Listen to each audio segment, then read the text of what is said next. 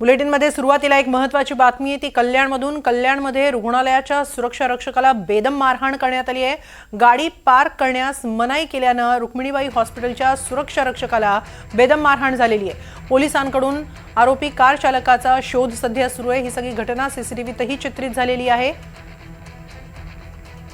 कल्याणमधील रुक्मिणीबाई हॉस्पिटलमध्ये ही घटना घडलेली। या हॉस्पिटलच्या आवारात गाडी पार्क करण्यास मनाई केल्याने सुरक्षा रक्षकाला कार चालकाने बेदम मारहाण केलेली आहे। रॉडने त्याने मारहाण केलेली आहे।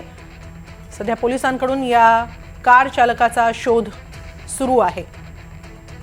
याबाबत अधिक माहिती घेऊया आमचे प्रतिनिधी अमजद खान यांच्याकडून। अमजद, काय नेमकं घडलं, काय सध्या माहिती आहे?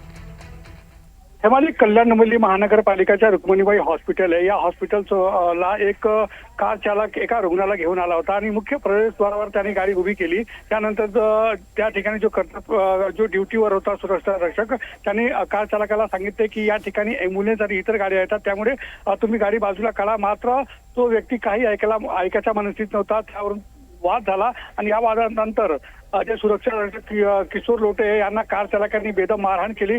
गाडीमधून त्यांनी रॉड काढला, त्या रॉडने मारहाण केली। ही संपूर्ण घटना सीसीटीव्हीत कैद आहे। या प्रकरणात कल्याणच्या महात्मा फुले पोलीस ठाण्यात गुन्हा दाखल झाला आहे आणि सीसीटीव्हीच्या सहाय्याने जे मारहाण करणारा कार चालक आहे त्याचा आता पोलीस शोध घेत आहे। या प्रकरणात ठोस कारवाईची मागणी आता हॉस्पिटल प्रशासन आणि जे कर्मचारी त्यांच्याकडून होत आहे। धन्यवाद अमजद, आपण दिलेल्या या माहितीबद्दल।